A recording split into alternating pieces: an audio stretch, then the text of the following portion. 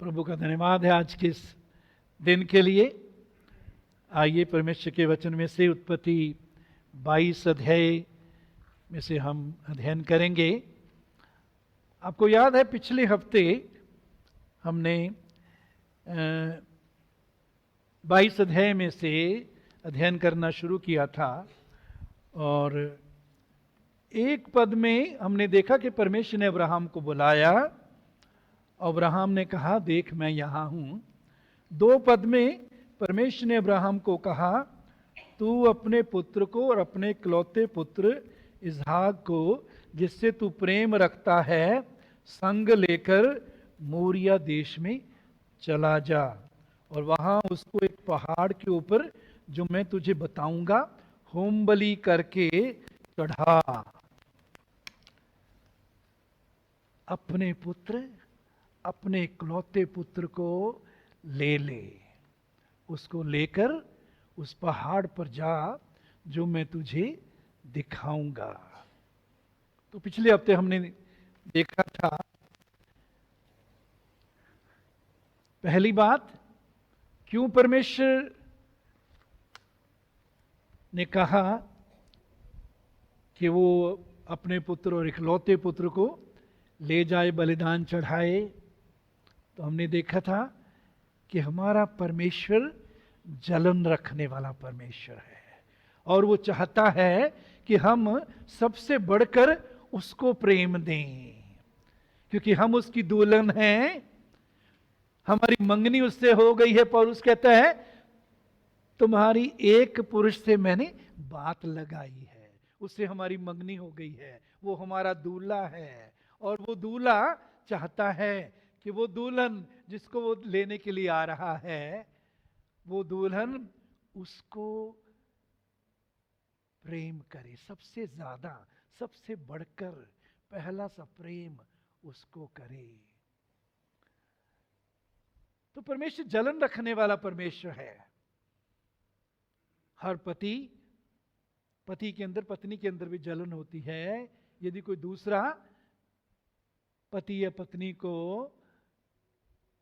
पत्नी की तरह प्रेम करने लगे, जलन होती है।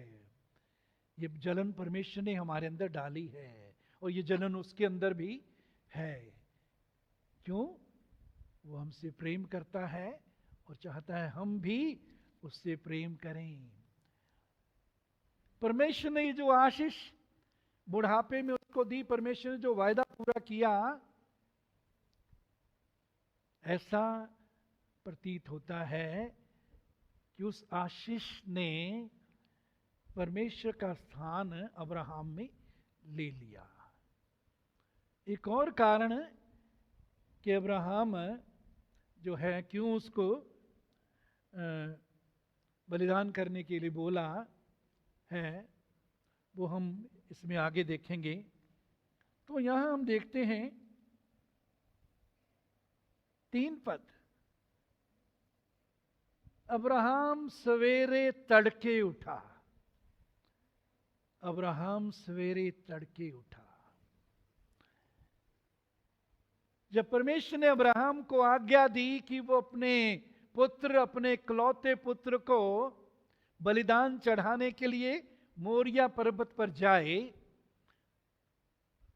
तो उसके बाद मेरे अजीजों 3 पद में हम क्या पढ़ते हैं? सवेरे तड़के अब्राहम उठा।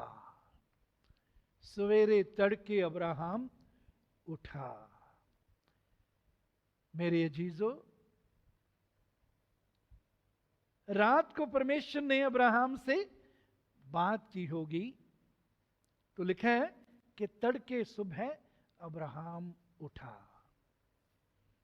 परमेश्वर की सुनने के बाद अब्राहम ने सुस्ती नहीं की, उसकी आज्ञा को मानने की लापरवाही नहीं की। परमेश्वर की इस आज्ञा के कारण अब्राहम उदास नहीं हुआ, परमेश्वर से दूर नहीं हुआ। उसके अंदर कोई क्वेश्चन, कोई सवाल नहीं उठा, परमेश्वर ये तू क्या कर रहा है? बुढ़ापे में इतने साल इंतजार करने के बाद मुझे ये बेटा मिला, अब तू क्या कर रहा, फिर मैं उसको बलिदान कर दूं? नहीं मेरे अजीजों, अब्राहम तड़के उठा, सुबह सुबह, हो सकता है अभी पूरा सूरज दिखाई नहीं दे रहा था, थोड़ा थोड़ा अंधेरा ही था, सवेरे तड़के उठा। मेरे अजीजों, यदि हम सचमुच में प्रभु को प्रेम करते हैं तो कोई भी आज्ञा प्रभु हमें देता है उसको पूरा करने के लिए तुरंत आगे बढ़े जब परमेश्वर कहता है। ये उसी समय करने के लिए परमेश्वर ने उसको बोला था। ये दूसरी बात है, कई बार परमेश्वर हमें कुछ ऐसी बातें भी बोलता है जिनका संबंध नजदीक निकट भविष्य में के साथ होता है। हो सकता है कुछ हफ्ते बाद, कुछ महीने या कुछ साल बाद, लेकिन कई बार बहुत सी बातें परमेश्वर जब बोलता है तुरंत करने वाली होती हैं। तो ये बात तुरंत करने वाली थी। तो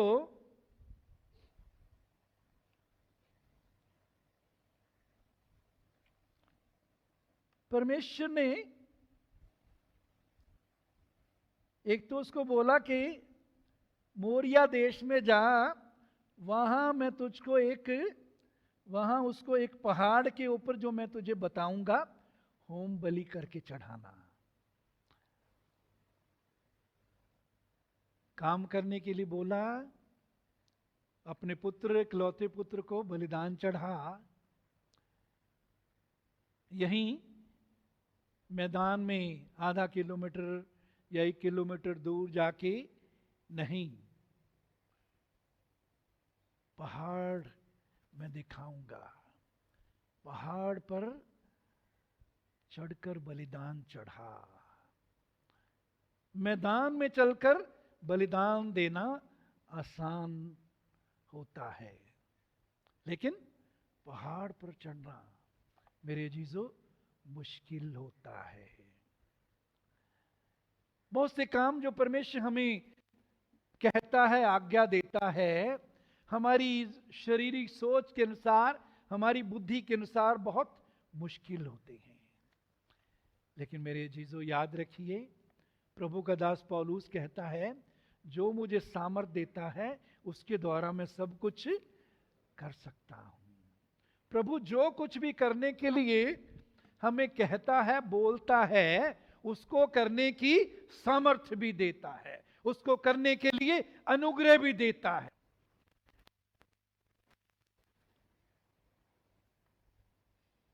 यूहन्ना की पत्री में क्या लिखा है? उसकी आज्ञाएं कठिन नहीं, उसकी आज्ञाएं कठिन नहीं। कठिन लगती है, कुछ किलोमीटर दूर नहीं, तीसरे दिन लिखा, तीसरे दिन अब्राहम ने आंखें उठाकर देखा। इसका मतलब है कि 2 दिन तो पूरे सफर में लग गए, तीसरे दिन मालूम नहीं सुबह या दोपहर कब वो पहुंचे। तो पहली बात, पहाड़ पर पहाड़ पर चढ़ना आसान नहीं होता।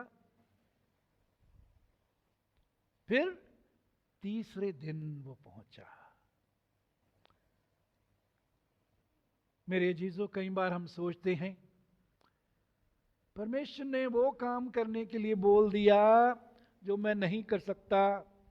मेरे अजीजों, वचन में लिखा है, वो हमारी सामर्थ्य से बढ़कर परीक्षा में पढ़ने नहीं देता, उसके अंदर से निकलने का रास्ता भी खोलता है, अनुग्रह देता है। अनुग्रह के मतलब परमेश्वर अपनी योग्यता हमें देता है।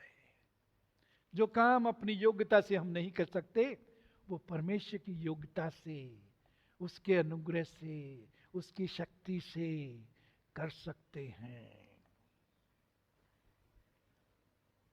सो कभी ना कही कि परमेश्वर ने अगर मुझको करने के लिए कहा है, वचन ये करने के लिए बोलता है, मैं नहीं कर सकता। मसीह में हम नई सृष्टि हैं, नए इंसान हैं। वो पुराना इंसान जो शरीर के अनुसार चलता है, मेरे जीजो उस पर प्रतिदिन जय पाकर चलें। वो आज भी कई बार हमारे अंदर जीवन में सिर उठाता है, पुराना इंसान।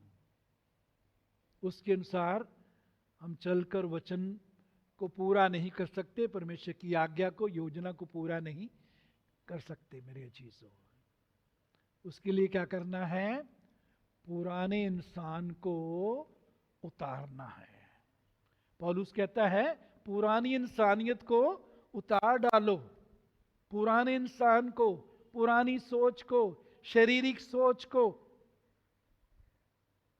शरीर के अनुसार चलकर परमेश्वर की इच्छा में हम बने नहीं रह सकते।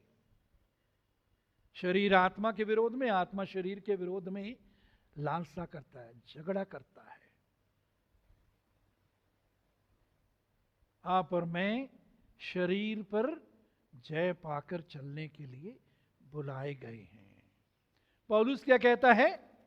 मैं हर रोज अपनी देह को मारता कूटता और वश में लाता हूं। हर रोज अपनी देह को मारना कूटना, वश में लाना सीखिए। इसका मतलब ये बिल्कुल नहीं कि डंडा लेकर अपने आप को मारें, नहीं। शारीरिक स्वभाव को, शारीरिक विचार जो हमारे अंदर आते हैं, उनको मारना है, उन पर जय पाना है। आप और मैं जय में चलने के लिए बुलाए गए हैं। जय हमारी है। जय ही नहीं, जैवन से भी बढ़कर बनने के लिए प्रभु ने हमें बुलाया है मेरे चीजों। इसके साथ साथ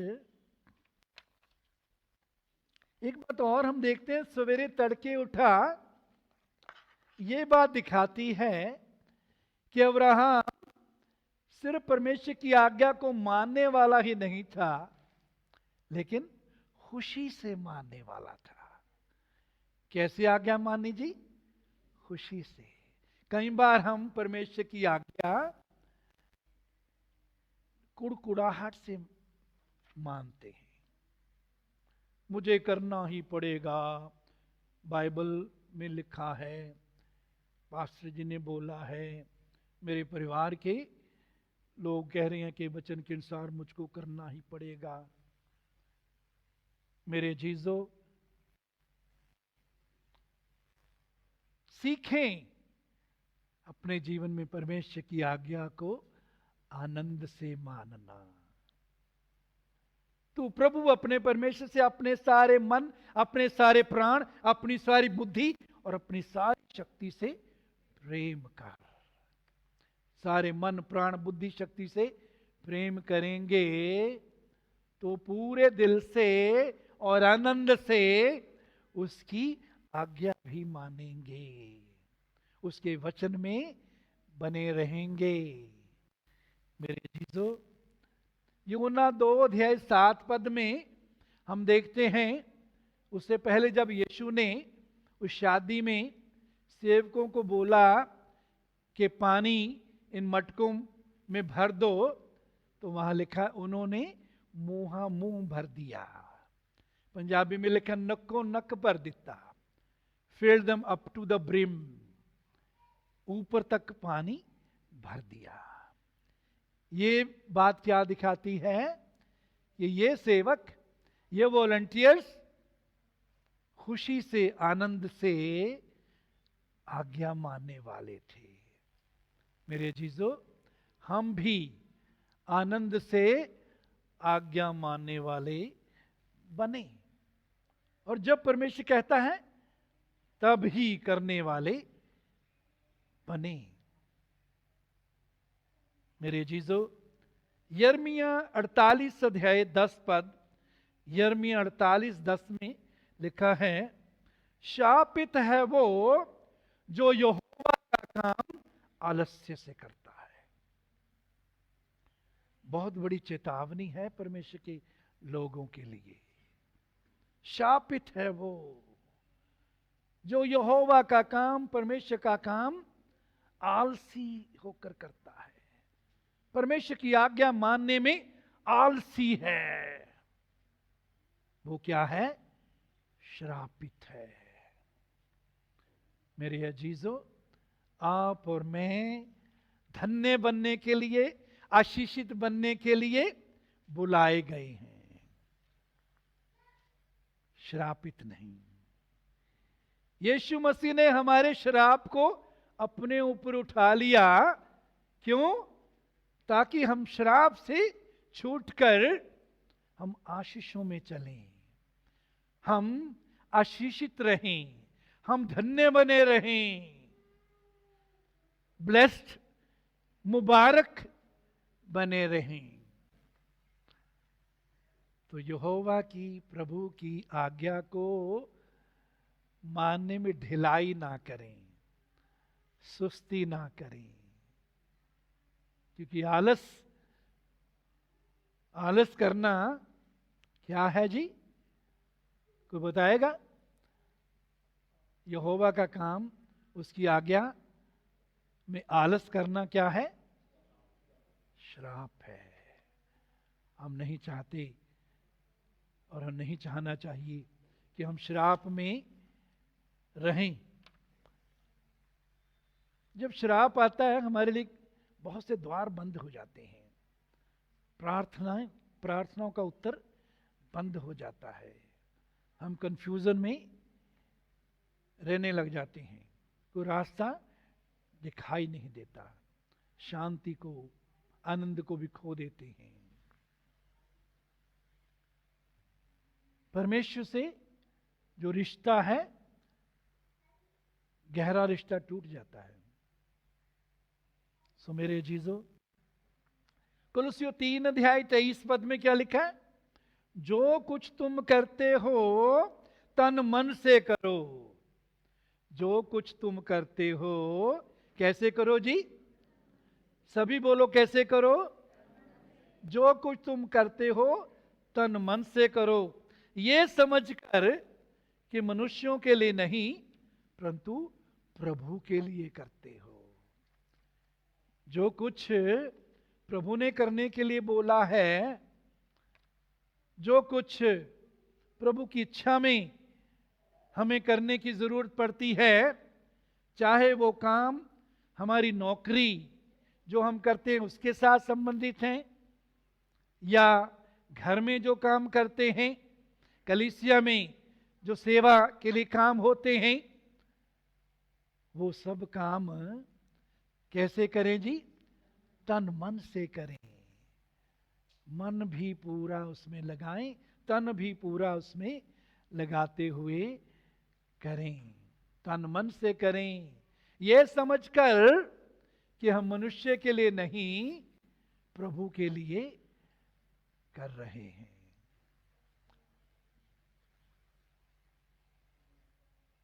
जो भी काम आपका है, जो भी प्रोफेशन आपका है, यदि रंग करने का काम है, वचन कहता है वो भी ऐसे हैं जैसे प्रभु के लिए कर रहे हैं, वफादारी से, मेहनत से, सच्चाई से, खराई से, मालिक देखे या ना देखे, ये समझकर कि प्रभु के लिए करते हो। तो अब्राहम के जीवन में हम देखते हैं कि आनंद से उसने परमेश्वर की आज्ञा मानी, पालन किया। आगे 5 पद, उसने अपने सेवकों से कहा, गधे के पास यहीं ठहरे रहो। ये गधे, आज जैसे हमारे पास अच्छी अच्छी गाड़ियां हैं, उस टाइम ये अच्छी सवारी गधे थे। तो गधे के पास यहीं ठहरे रहो, यह लड़का और मैं वहां तक जाकर और दंडवत करके फिर तुम्हारे पास लौट आएंगे। मैं और ये लड़का दंडवत करके परमेश्वर की आराधना करके उसको बलि चढ़ाकर तुम्हारे पास लौट आएंगे। मेरे जीजो, परमेश्वर ने क्या बोला था? अपने पुत्र, इकलौते पुत्र इसहाक को बलिदान चढ़ा, उस स्थान में जो मैं तुझे दिखाऊंगा। तो ये क्या कहता है? लड़का और मैं दोनों लौट आएंगे। सवाल उठ सकता है, अब्राहम ने इन नौकरों को झूठ बोला होगा जी? कितने ये मानते हैं कि उसने झूठ बोला? मेरे मन में आता था ऐसा सवाल काफी काफी साल पहले, शायद अब्राहम ने झूठ बोला।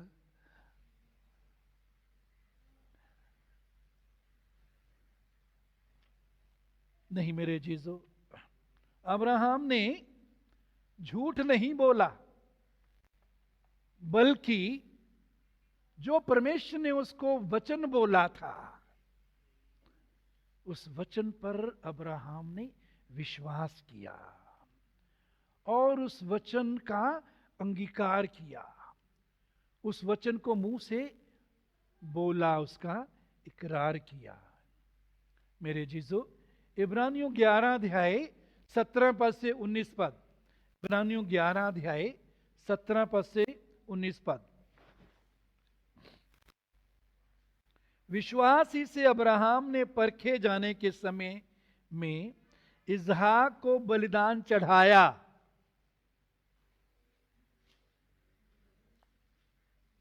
इस स्टोरी में जब हम पढ़ते हैं तो वहां देखते हैं कि जब वो छुरी लेता है अब्राहम इसहाक पर चलाने के लिए, लिखा है परमेश्वर के दूत ने उसको कहा कि तू अपना हाथ रोक रख, लड़के के साथ कोई ऐसा काम ना कर।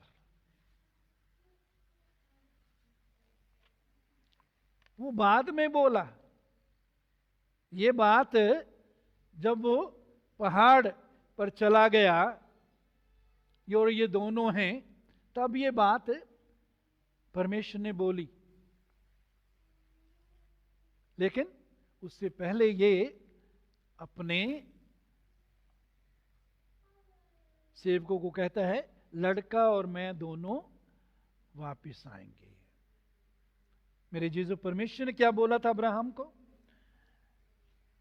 यहां लिखा, अब्राहम को बलिदान चढ़ाया। अब्राहम ने बलिदान चढ़ाया या नहीं चढ़ाया? बोलिए, हैं जी? कैसे चढ़ाया? उसको तो रोक लिया था। उसने अपने हृदय में, हृदय से, अपने दिमाग से, अपने मन, अपनी बुद्धि से चढ़ा दिया था। चाहे शारीरिक रूप से जब चढ़ाने लगा, परमेश्वर ने उसको रोक दिया, लेकिन अपने हृदय से, अपने मन से उसने बलिदान उसको चढ़ा दिया था।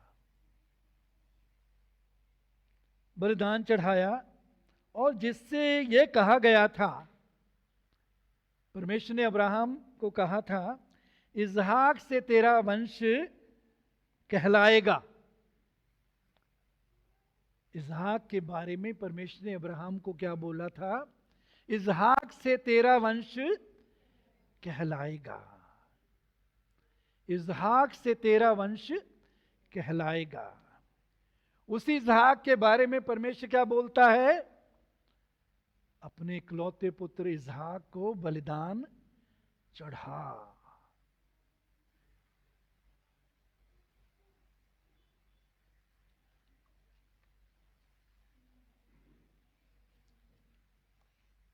इसहाक से तेरा वंश कहलाएगा, वही अपने इकलौते को चढ़ाने लगा। 19 पद, क्योंकि उसने मान लिया कि परमेश्वर सामर्थी है कि उसे मरे हुओं में से जिलाए। परमेश्वर सामर्थी है उसे इसहाक को मुर्दों में से जिंदा करे। ये मर जाएगा जब मैं छुरी चलाऊंगा, परमेश्वर की आज्ञा को मानूंगा, ये खत्म हो जाएगा। लेकिन परमेश्वर सामर्थी है मुर्दा को जिंदगी देने के लिए। जो वायदा परमेश्वर ने कर दिया है, इसके द्वारा तेरा वंश कहलाएगा, इसहाक के द्वारा तेरा वंश आगे बढ़ेगा। परमेश्वर उस वचन को पूरा करने के लिए सामर्थी है। मेरे अजीजों, हालात कैसे भी दिखाई दें, परमेश्वर ने जो वचन में प्रतिज्ञाएं की हैं, उन पर खड़े रहें, उनको पकड़े रहें। हालात कैसे भी हमको दिखते हों, परमेश्वर हर हालात में अपने वचन को, अपनी प्रतिज्ञा को, अपने वायदों को पूरा करने में सामर्थी है। अब्राहम ने परमेश्वर पर विश्वास किया, परमेश्वर के वचन पर विश्वास किया। मेरे अजीजों, इसलिए अब्राहम कहता है, मैं और बेटा दंडवत करके, प्रभु की आराधना करके वापस आएंगे। क्योंकि अब्राहम को मालूम है, मेरा बेटा परमेश्वर की आज्ञा के अनुसार मैं चढ़ाऊंगा, परमेश्वर उसको जिंदगी देगा अपने वचन को पूरा करने के लिए। जो वायदा उसने दिया है उसको पूरा करने के लिए इसको जिंदा करेगा। मेरे अजीजों, परमेश्वर अपने वचन को पूरा करने के लिए हमारे हालात जब मुर्दा हो जाते हैं, उन मुर्दा हालातों में भी जिंदगी डालने की सामर्थ्य रखता है। इसलिए मुर्दा हालात में भी प्रभु पर भरोसा रखें, उसके वचन पर खड़े रहें, उसकी महिमा करें, उसका धन्यवाद, उसकी स्तुति करते रहें। बीमारी कई बार आ जाती है और कई बार बढ़ती जाती है। ऐसे हालात में भी परमेश्वर के वचन पर, उसकी प्रतिज्ञा पर खड़े रहें। वो प्रतिज्ञा क्या है? उसके मार खाने से हम चंगे हुए। वो प्रतिज्ञा है, यीशु ने हमारे रोगों को अपने ऊपर उठा लिया। प्रभु तेरा धन्यवाद, तूने मेरे रोग को अपने ऊपर उठा लिया ताकि मैं इसमें ना रहूं। अब मैं इसमें नहीं रहूंगा। ऐ बीमारी, तेरा मुझ पर कोई अधिकार नहीं है, क्योंकि यीशु के मार खाने के द्वारा मैं चंगा हो चुका हूं। कुछ समय के लिए, चाहे वो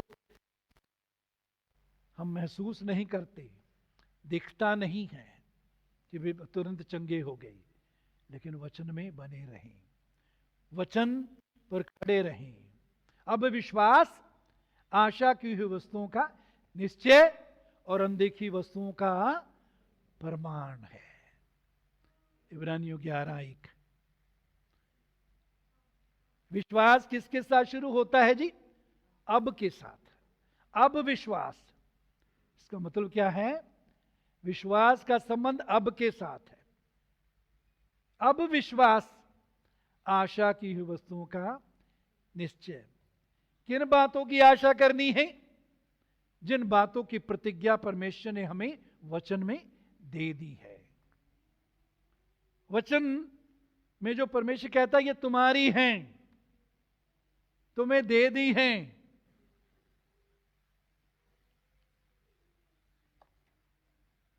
पहला पत्रस 1:3 में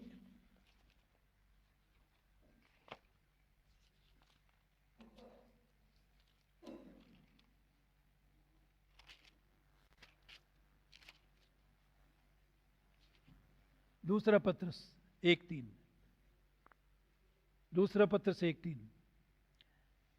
क्योंकि उसकी ईश्वरीय सामर्थ्य ने सब कुछ जो जीवन और भक्ति से संबंध रखता है हमें उसी की पहचान के द्वारा दिया है। उसी की पहचान के द्वारा वो दे देगा, लिखा है जी, या दे दिया है? दिया है, दे चुका है। सब कुछ जो जिंदगी और भक्ति से संबंध रखता है परमेश्वर ने दे दिया है।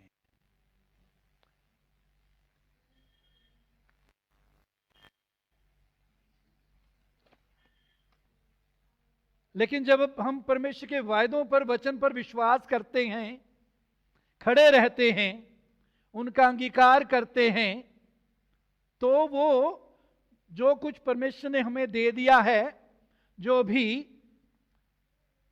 हमको 5 इंद्रियों से हम उसका अनुभव नहीं कर पा रहे, ना आंखों से देख रहे हैं, ना कानों से सुन रहे हैं, ना जीभ से चख रहे हैं, ना चमड़ी से स्पर्श कर रहे हैं, वो सब चीजें मेरे जीजो परमेश्वर ने हमें दे दी हैं। कहां है वो? आत्मिक संसार में। वचन में लिखा है जो कुछ दिखने में आता है वो अनदेखी वस्तुओं से बना है। जो कुछ हम देखते हैं वो उन चीजों से बना है जो दिखती नहीं है। तो 2 तरह के संसार, दिखने वाला संसार और अनदेखा संसार।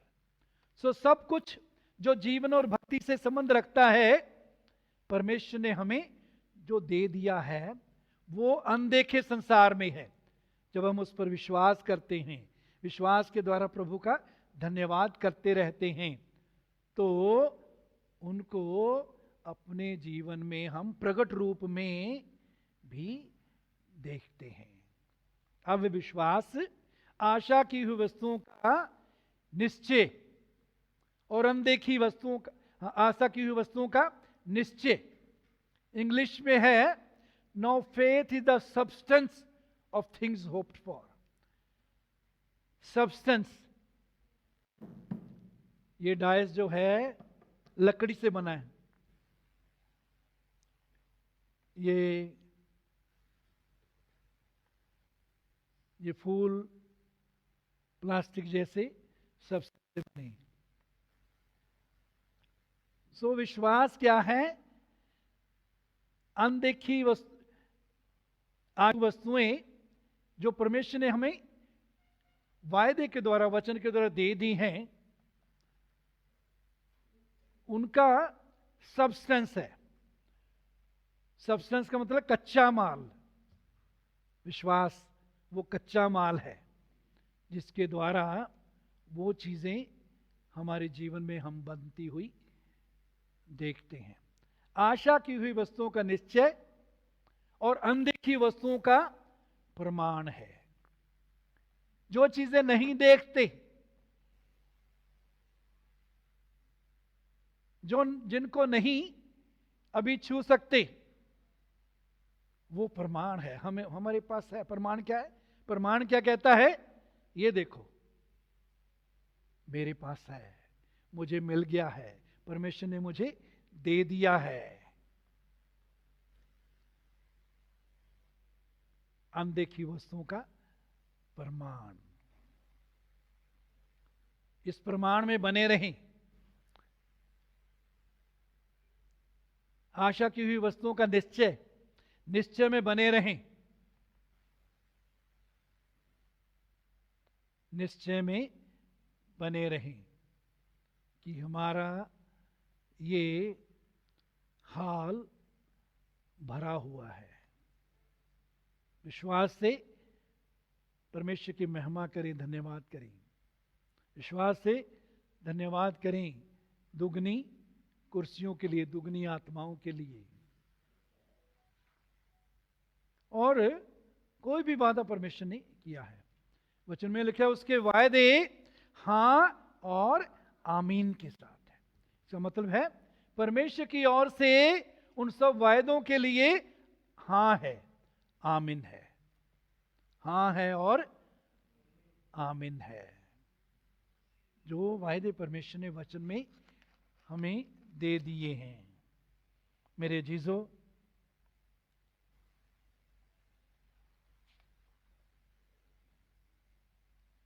तो अब्राहम बेटे को लेकर पहाड़ पर गया। जब छुरी चलाने लगा तो 11 और 12 पद में हम देखते हैं उसको स्वर्ग दूत ने स्वर्ग से पुकार कर उसको रोक दिया। और 12 पद में, क्योंकि तूने जो मुझसे अपने पुत्र वरन अपने इकलौते पुत्र को भी नहीं रख छोड़ा है, इससे मैं जान गया हूं कि तू परमेश्वर का भय मानता है। तूने अपने पुत्र वरन इकलौते पुत्र को भी रख नहीं छोड़ा, उसको भी दे दिया, उसको भी कुर्बान कर दिया, उसको भी अपने से अलग कर दिया। संसार में सबसे प्यारी चीज, सबसे प्यारा व्यक्ति उसका अपना पुत्र, उसको भी परमेश्वर की आज्ञा के कारण, परमेश्वर को आदर देने के कारण उसने दे दिया। आज हमारे सामने ये सवाल है, हम कब देंगे उन चीजों को जो परमेश्वर चाहता है हम अपने जीवन से अलग करें। वो चीजें जिनको चाहता है परमेश्वर हम उसके लिए बलिदान कर दें, उसके राज्य के लिए बलिदान कर दें, उसकी सेवकाई के लिए बलिदान कर दें। क्या आज परमेश्वर देख सकता है हमारे जीवन से? क्या अब्राहम की तरह कहने के लिए तैयार हैं, प्रभु मैं जिंदगी में हर चीज से बढ़कर तुझसे प्रेम करता हूं, तुझसे प्रेम करूंगा, तेरी आज्ञा मेरे जीवन में, तेरी आज्ञा को मानना वो पहला स्थान होगा। प्रभु तुझसे बढ़कर मैं किसी चीज को प्रेम नहीं करता। हर प्रकार के इज़हाक को मेरे अजीजों आज वेदी पर ले आए। इज़हाक वो सब चीजें जो परमेश्वर और हमारे बीच में दीवार बन गई हैं, जो पहला सा प्रेम परमेश्वर के साथ हम करते थे, और आज वो दीवारें हमारे बीच में खड़ी हो गई हैं। ये कोई व्यक्ति हो सकता है, ये कोई चीज हो सकती है, कोई आदत हो सकती है, कोई काम हो सकता है, जिसको आज हम परमेश्वर से अधिक आदर देते हैं, परमेश्वर से अधिक प्रेम करते हैं, परमेश्वर से अधिक स्थान देते हैं। हो सकता है काम में इतने व्यस्त हो गए, प्रार्थना के लिए अब समय नहीं मिलता, वचन के लिए समय नहीं है। समय था जो प्रार्थना करते थे, प्रभु की स्तुति आराधना करते थे। एक समय था जब वचन के साथ समय गुजारते थे। एक समय था जब परमेश्वर से कहते थे, परमेश्वर अपने वचन के द्वारा मुझसे बात कर, मेरा मार्गदर्शन कर, जो तू कहेगा मैं करूंगा, करते थे। एक समय था हमारे जीवन में प्रभु को प्रेम, वो हमारे जीवन में पहला स्थान था। इफ्सियों की कलीसिया को क्या परमेश्वर उलाहना देता है, प्रभु मैं तेरे धीरज को जानता हूं, तेरे कामों को जानता हूं,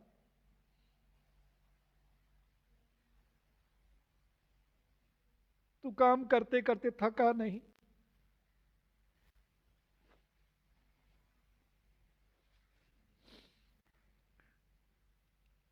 जो प्रेरित नहीं है तूने उनको झूठा पाया। इसका मतलब परख भी है, बुद्धि भी है, धीरज भी रखता है। कहता एक बात मुझे तेरे विरोध में कहनी है, वो क्या है? तूने पहला सा प्रेम छोड़ दिया है। प्रेम तो करता है, प्रेम तो करते हैं, इसलिए यहां बैठे हैं, लेकिन क्या पहला सा प्रेम करते हैं? वो प्रेम जिसमें सबसे पहला स्थान हम प्रभु को देते थे, समय देते थे, उसे महिमा देते थे अपने जीवन के द्वारा। आगे प्रभु क्या कहता है? देख तू कहां से गिरा, देख तू कहां से गिरा।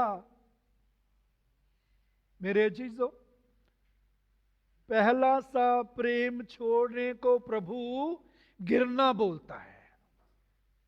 देख तू कहां से गिरा।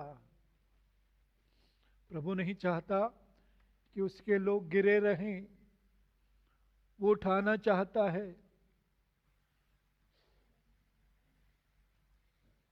एक भेड़ गुम हो गई, 99 को छोड़कर वो चरवाहा, अच्छा चरवाहा, एक की खोज में चला गया। जो गिर गई उसको उठाया, गोद में उठाया। मेरे अजीजों, यदि हम किसी प्रकार के गड्ढे में गिर गए हैं, प्रभु आज हमें उठाना चाहता है, उठाना चाहता है। वो नहीं चाहता हम गिरे रहे।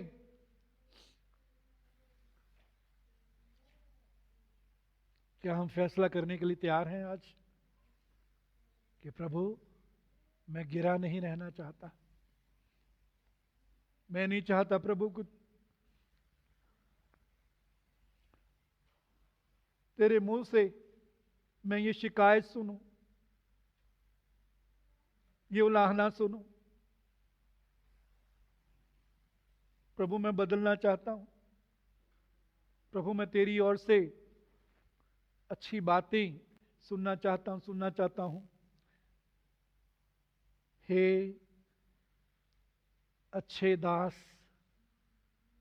हे धन्य दास, तू थोड़े में विश्वास योग्य रहा, तुझे बहुत सी चीजों का अधिकारी बनाया जाएगा। ये चीजों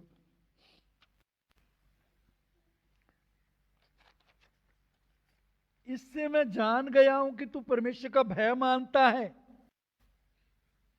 परमेश्वर ने अब्राहम के बारे में बोला, मैं तेरे इस काम के द्वारा जान गया हूं कि तू परमेश्वर का भय मानता है।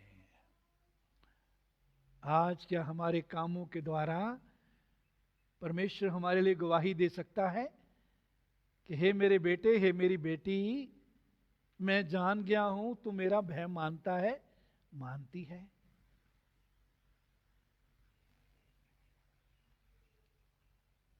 ये परमेश्वर का भय मानने का क्या अर्थ है? ये सब है नहीं कि जैसे कई बार पुलिस को देखकर जो गलत काम करते हैं वो भय से छिप जाते हैं। ये बच्चे गलती करते हैं तो माँ बाप को देखकर उनके हाथ में डंडा देखकर छिप जाते हैं। ये सब है नहीं।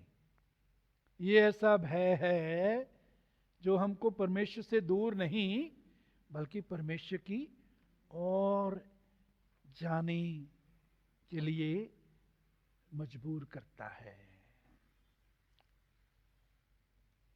मेरे जीजो,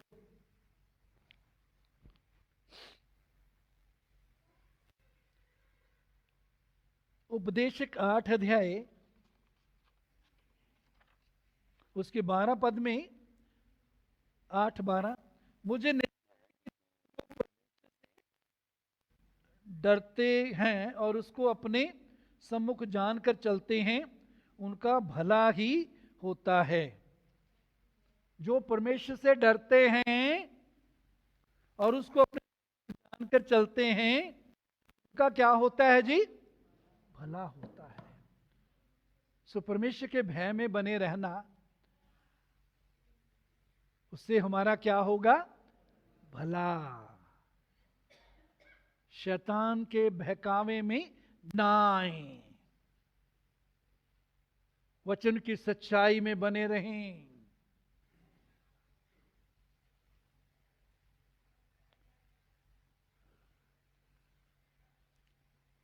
नीति वचन 10:27, नीति वचन 10:27, यहोवा के भय मानने से आयु बढ़ती है। यहोवा के भय मानने से आयु बढ़ती है। सब इस जमीन पर लंबी उम्र जीना चाहते हैं, हैं जी? सब में इच्छा है या नहीं? किस किस में है लंबी उम्र जिए? ऊंचे ऊंचे हाथ खड़े करें।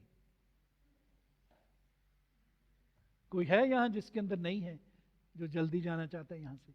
कोई नहीं है, किसी ने हाथ नहीं खड़ा किया। परमेश्वर की भी यही इच्छा है। मैं उसको दीर्घायु से तृप्त करूंगा। I will satisfy him with long life. कब तक चाहता है परमेश्वर हम यहां जिंदा रहें? जब हम संतुष्ट हो जाए तब तक। ये परमेश्वर की सिद्ध योजना तो यही है। बहुत से लोग उस योजना में बने नहीं रहते, वो बात अलग है, उसके कई कारण हो सकते हैं, लेकिन उसकी सिद्ध योजना है कि जब हम संतुष्ट हो जाएं, प्रभु मैं अब तेरे पास आना चाहता हूं, तब तक परमेश्वर जिंदा रखना चाहता है। और परमेश्वर से प्रेम करने वाले, जो उससे प्रेम करते हैं, वो क्यों जिंदा रहना चाहते हैं?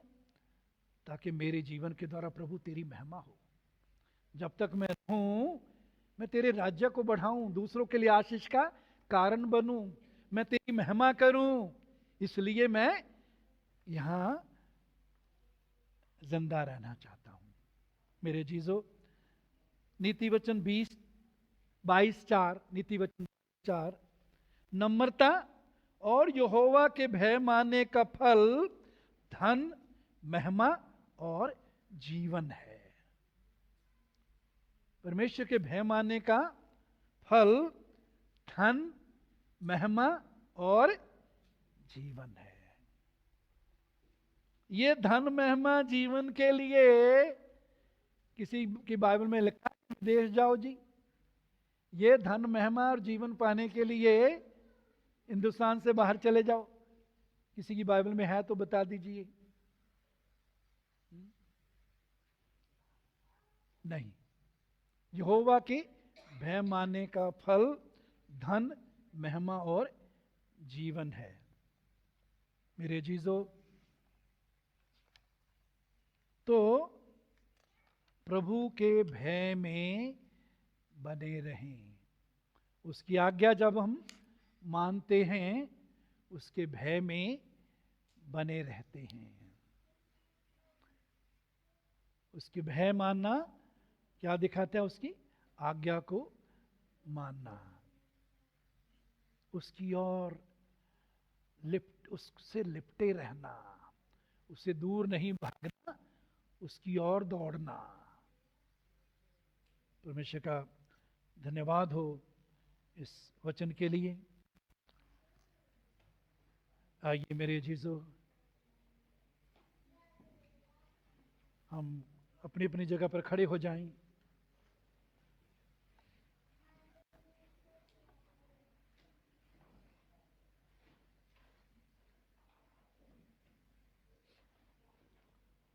मेरे अजीजों, अब्राहम ने परमेश्वर की बात सुनी, परमेश्वर का वचन सुना और पूरे हृदय से, पूरे आनंद से, तन मन उसका पालन किया।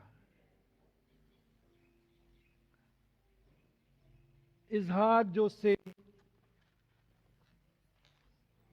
इस पृथ्वी पर उसके परिवार में उसके लिए सबसे ज्यादा कीमती और प्यारा था, उसको भी उसने परमेश्वर की आज्ञा के कारण बलिदान कर दिया,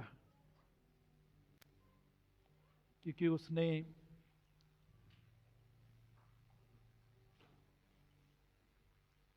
इस आज्ञा मानने के द्वारा, मेरे अजीजों,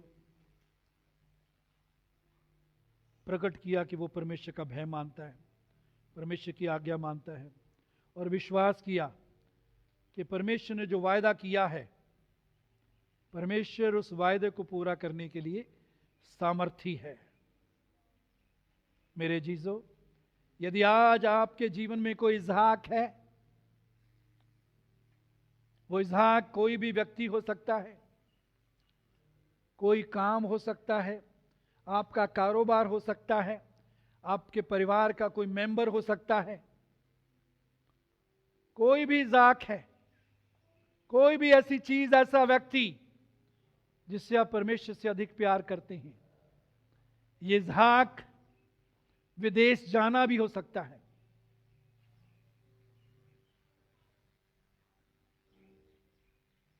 यदि आप प्रभु को प्यार करते हैं,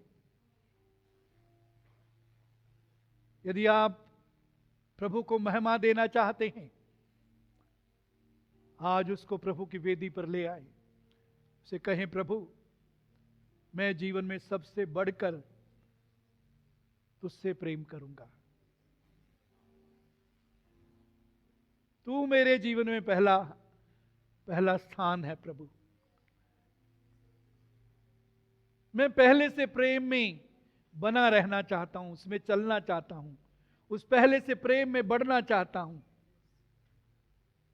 मुझे क्षमा कर, मैं गिर गया प्रभु, मैं गिरा नहीं रहना चाहता।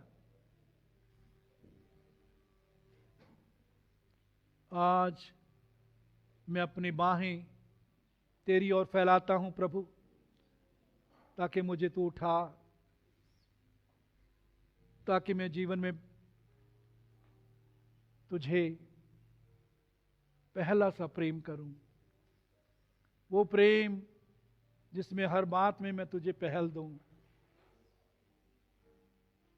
तेरी सुनूं और मानूं, तेरे वचन पर खड़ा रहूं, तेरे वचन में बना रहूं, तेरी हजूरी में रहूं, तेरी इच्छा के केंद्र में रहूं। प्रभु, मैं अपना सब कुछ जो तेरे और मेरे बीच में दीवार बन गई है, उन सब चीजों को आज वेदी पर लाता हूं। प्रभु, आज मैं इस बात को दोबारा जान गया कि तू जलन रखने वाला परमेश्वर है। तू नहीं चाहता कि मेरे जीवन में कोई ऐसी चीज हो जिसको मैं तेरे बराबर या तुझसे बढ़कर प्रेम करूं। इसलिए मैं हर इसहाक को तेरी वेदी पर लाता हूं प्रभु, ताकि तू मेरे जीवन में पहला स्थान पाए, तू मेरे जीवन में ऊंचा हो, मैं तेरी इच्छा में बना रहूं, तेरी सेवा में बना रहूं, तेरी महिमा अपने जीवन में और जीवन के द्वारा करने पाऊं, क्योंकि मेरा जीवन तेरा है प्रभु। याद रखिए, वचन कहता है तुम अपने नहीं हो, कीमत देकर खरीद लिए गए हो। यीशु ने वो खून की कीमत देकर हमें खरीद लिया है। अपने जीवन पर अधिकार नहीं कि हम अपनी मर्जी से इसको चलाएं, उसकी इच्छा में बने रहना, उसकी इच्छा को पूरी करना, उसे महिमा देना, इसीलिए प्रभु ने हमें जिंदगी दी है, इसीलिए प्रभु ने हमें अनंत जीवन दिया है, इसलिए प्रभु ने हमें नई सृष्टि बनाया है, इसलिए अपनी संतान बनाया है, इसलिए अपने राजदूत बनाया, अपने राज्य के राजदूत बनाया है, ताकि हमारे जीवन के द्वारा उसकी महिमा हो। Hallelujah, hallelujah. प्रभु धन्यवाद देते हैं आज के इस वचन के लिए। हम सब के जीवनों में आज जो वचन बोया गया ये फल लाने वाला बने प्रभु, और अनुग्रह दे प्रतिदिन